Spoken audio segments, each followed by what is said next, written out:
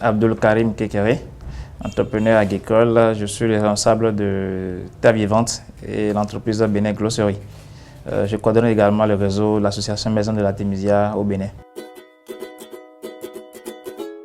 Un livre de Dr Ngo Valentin sur lequel je suis tombé quand j'allais même composer ma maîtrise, qui disait les gens ont la maîtrise sans rien maîtriser, les gens ont le bac sans rien terminer. Tout de suite, je me suis retourné carrément sur le campus. J'étais déjà engagé à l'idée donc de ne pas continuer sur cette lancée-là, puis être destiné à avoir une maîtrise sans rien maîtriser effectivement. Donc c'est comme ça que je suis retourné sur ce qui me passionnait. Donc la terre, on était très engagé sur tout ce qui était entrepreneuriat et c'est de là que le projet d'incubateur a été lancé. Nous étions deux à y postuler, on a été retenus. On s'est dit, mais donc c'est le destin, voilà, on était rentré dedans comme ça. La fondation a apporté beaucoup. Déjà sur le plan managérial, ça nous a permis de pouvoir autogérer donc les ressources humaines. Tout ce qu'on nous donnait comme formation, c'est de l'application auto-auto, comme diraient certains. Donc, il y avait ça, il y avait l'accompagnement au niveau donc, de la recherche de domaine, il y avait l'accompagnement au niveau de la rédaction des plans d'affaires. On n'était pas des spécialistes donc, de rédaction de projets consorts, mais on nous avait doté de tout ce qu'il y a comme outil pour que, même sans Valley, sans des coachs, on pouvait postuler à des projets. Ce que je retiens au niveau de la Valley, c'est que c'est comme une clé, d'accord, ils ouvrent les portes et à vous donc de profiter des opportunités qui découlent.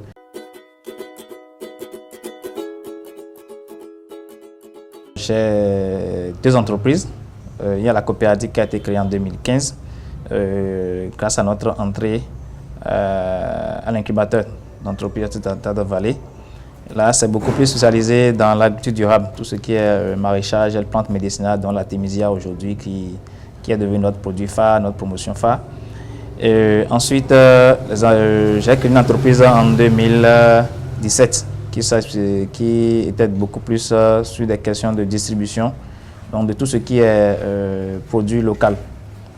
Donc, c'est la Terre Vivante, la coopérative, avec les membres, ceux avec qui j'ai démarré l'aventure, et ensuite dans l'entreprise personnelle que j'ai créée en 2017.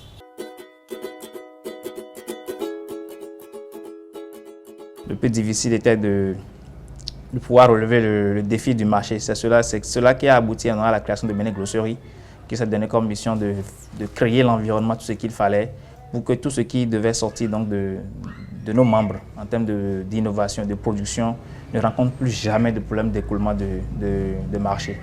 Donc il fallait élargir notre vision, il fallait être au-delà de nos limites, en même temps en milieu rural et en même temps en milieu urbain.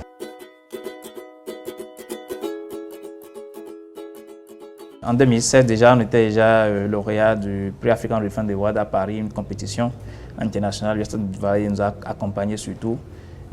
C'était pour nous là le moment donc, de tester donc, de nos capacités à voir également les autres entrepreneurs, tisser les relations. C'est de là même que le projet Bénin Glosserie était né. Et ensuite, ça a suivi. En 2017, on était lauréat du prix Tony Elou-Melou. Dans la même année, suite à ça, on a reçu donc, le programme Profit, la CTB, qui nous a accompagnés pour l'aménagement de notre site d'une valeur de près de 9 millions. Il y a le PADMA aujourd'hui qui nous a également sélectionné. Pour la CTB, l'ENAMEL, nous sommes parmi les cinq premiers sites ou bien en termes de maraîchage dans le monocoufon, on a été retenu pour la suite de certains projets. On devait également parler donc de réussite, c'est aussi sur le plan organisationnel, en ce sens que la coopérative aujourd'hui, c'est plus d'une dizaine, les collaborateurs, les gens, aujourd'hui chacun s'est retrouvé, chacun a une vision globale de ce qu'il a fait dans l'entreprise.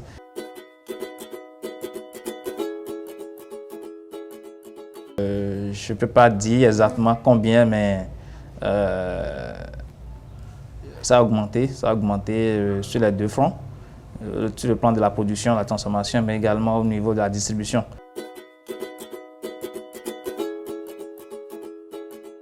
L'objectif à la fin de cette année d'avoir 3 centres de distribution des produits locaux. Il y a Calavi, Dogbo et Lokosa. Dogbo, c'est déjà en cours d'installation. On a une unité de transformation avec des machines qui sont installées à Dogbo. Il y a beaucoup de choses qu'on fait, mais qu'on ne dit pas pour l'instant, puisque c'est des projets de 2020.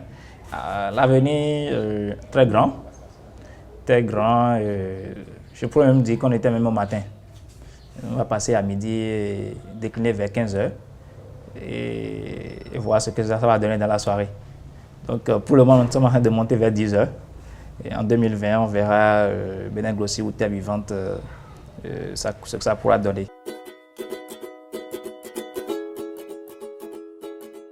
J'ai arrêté en maîtrise. J'ai plutôt opté pour des formations pratiques. Si j'ai besoin de me faire former en gestion comptable, je vais voir un spécialiste. Voilà. En 1 semaine, 2 semaines, j'acquiers ce que je dois acquérir nécessaire pour le développement de mon entreprise. Si je dois me faire former pour une technique de maraîchage, je préfère consacrer mon temps, mon argent à cela. 20 000, 15 000, 100 000, 50 000, sortir du pays, ça, j'ai fait pendant tout le temps. À l'extérieur, s'il le faut, je préfère cela que de rester sur les bancs. On finit, on va en stage, c'est un éternel recommencement.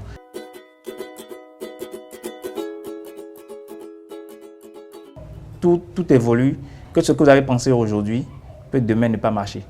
Donc, ils ne doivent jamais baisser les bras de chercher, de se perfectionner. Et ça va les amener, c'est pourquoi je dis souvent, il faut opérer un choix. Soit vous voulez entreprendre, soit vous voulez servir une autre personne. Travaillez pour vos rêves, alors mettez tous les moyens à votre disposition pour travailler pour vos rêves. Ensuite, ils doivent également savoir que le premier objectif n'est pas forcément le financement ni l'argent. Vous pouvez même trouver les financements et mettre tout dans le développement de votre entreprise. La première chose pour un début n'est pas le luxe, n'est pas le nombre de motos que vous avez, le nombre de trucs. Au contraire, c'est comment est-ce que, des fois même, vous restez affamé au profit de vos employés. Ils doivent comprendre que première année, deuxième année, troisième année, c'est le sacrifice ou rien.